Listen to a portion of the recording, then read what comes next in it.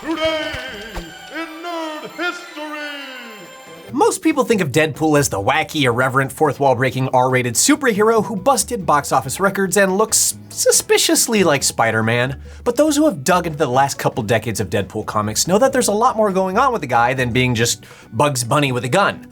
I mean, he also has a katana. But no, really, if you look past the zany antics and jokes, Deadpool's a character who's been immersed in some amazingly dark stuff. Let's take a look at the 5 darkest Deadpool moments. Number 1, Deadpool traps his friends in a hellish torture chamber. Deadpool's a great guy. He loves pancakes and chimichangas. He's silly, he's fun.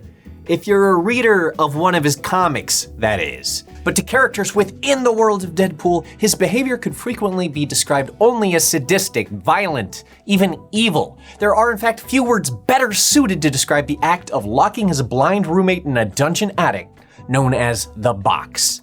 Featured prominently in the first Deadpool movie, Blind Al was a big player in the early comics. And when she wasn't acting as a lovable sidekick, she was the understandably self-pitying prisoner of Wade Wilson. And the Box was a horrible place to be, especially for a blind person. Filled with sharp objects, the best Al could do was huddle herself to pass the long hours and days. In one particularly fun issue, Blind Al is locked up in the box with Deadpool's other bestie, Weasel, and she finally reveals why she doesn't just dump her roommate and get a place of her own. It's because the one time she did decide to leave, she made the long cross-country voyage to the safety of a friend's home, only to find Deadpool waiting ahead of her. As a lesson to her, Deadpool had tortured her friend nearly to death, all because Blind Al had walked out the unlocked front door. She has always been a prisoner. She will always be a prisoner. But hey, chimichangas! Woo! Fun, right? Numero dos, Wade Wilson isn't who you think he is. Throughout the years, Deadpool's backstory has been as volatile and shifting as the skin over his gross face. But even when the character is at his wrongest, Wolverine origins, the prime aspect of his history generally hinges on him being a mercenary who gets cancer and enlists in the Weapon Plus program that warps him into his current twisted state. But here's the trouble. How do we know if any of this is actually true? What if in fact he was a mercenary, but one who had lost his marbles long before Weapon Plus? What if he's been evil for ages? What if he isn't even Wade Wilson? As it so happens, maybe he isn't. In one storyline, a guy named T-Ray, and when I say guy, that of course means a giant white zombie with magic powers, stalks Deadpool, tries to kill him, and is an all-around no-good pest before eventually revealing what it is about Deadpool that just rubs him the wrong way. Back in the day, T-Ray was just a nice, non-magic, non-zombie, living his life with his beautiful wife before the two of them took in a man named Jack, who had nearly drowned. To repay the kindness of his hosts, Jack went ballistic and killed both of them. To add insult to injury, or insult to death, Jack went ahead and stole T-Ray's original identity, Wade Wilson. Deadpool, of course, denies this. He doesn't believe it could be true. That is until he meets Mercedes, the resurrected wife of the alleged original Wade Wilson. And it all comes rushing back.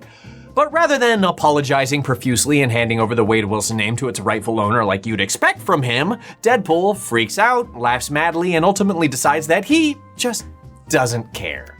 And then for old time's sake, he kills T-Ray. Frankly, I don't see what they're so mad about. Who wants to be some guy named Wade when instead you could be a giant magic zombie? Whatever, to each his own. You want to be a nerd named Wade, that's you, buddy. I'll be T-Ray any day of the week. Please call me that from now on. No, really. Number 3, Deadpool catches a predator, and not the fun kind from the movies. Deadpool's enemies are most frequently the typical cannon fodder that you'd expect from comics. There's terrorists and zombies named T-Ray. The usual stuff, you know? And then there's the time that he straight up destroys a pedophile. Let's back it up for a second. An important thing to remember about Deadpool is that he knows he's off his rocker. He's a lot of things, but Deadpool is not oblivious. In the comic Shrunken Master, Deadpool decides it's time to get that psychiatric help he so desperately needs, and much to the audience's dismay, he goes to see a therapist. He bears it all for the shrink, straight down to how he occasionally takes on pro bono hit jobs for folks. folks like the victims of the therapist. Yes, our fine new friend has a habit of emotionally, physically, and sexually abusing his patients, including children. He even recently drove one to suicide. Luckily, Deadpool is playing by prison rules. You could be bad in all kinds of ways, but being a pedophile is actually just the worst. So he gives the therapist the very best that the very worst deserves. He kills him, is what I'm saying. You got that though, right? I mean, yep. He's dead! Number 4, Ultimate Deadpool, the monstrous mutant racist. There's a lot of really cool stuff in Marvel's Ultimate line of comics, and a lot of stuff from the Avengers movie actually pops straight off those pages. Other twists on Marvel characters in the Ultimates universe are a little unusual. Now, our regular Deadpool's not a perfect guy. He's a violent sociopath with a whole lot of problems. He'd be the first to admit that to his therapist right before killing him. But in the Ultimates universe, he's racist, or I guess you could say he's a mutantist. Isn't he a mutant though? Well, sure, but don't try to reason with him because he's too busy hunting down child mutants for fun while televising the whole thing. Best of all, he's not just uglier on the inside, he's uglier on the outside too. You know, so it's okay to hate him. While regular Wade Wilson has just disease-ridden bubbling skin, this version is missing skin entirely, and he's even got patches of skull that are missing. But he's got a nice see-through mask, so everyone can get a good look at his grotesque Mars Attacks looking face. Luckily, this monster man is done away with just about the best way we could imagine, with Deadpool killing the crap out of him in the crossover comic Deadpool Kills Deadpool. Somehow, this just feels right. Number 5, the good, the bad, the ugly. This is one of the more accurately named comic books that you may ever pick up. The first 2 bits of the title are pretty self-evident. The good refers to Captain America, Wolverine, and Deadpool, who are all teaming up against the bad, the very organization that gave them all their powers, Weapon Plus. But here's where things get ugly.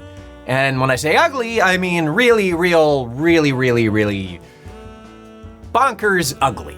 Weapon Plus has a bad habit of using loved ones as leverage against people that Weapon Plus wants to experiment on.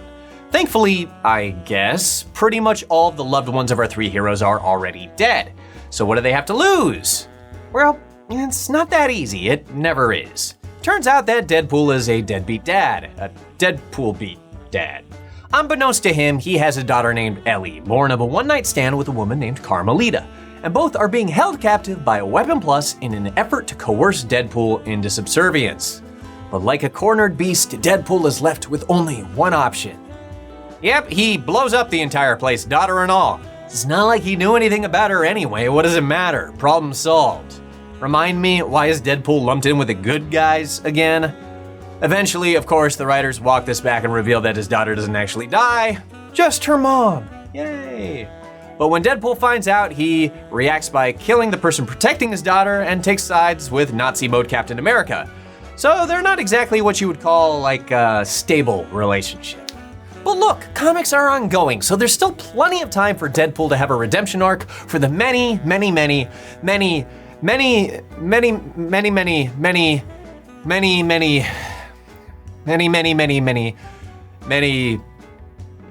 terrible things that he's done.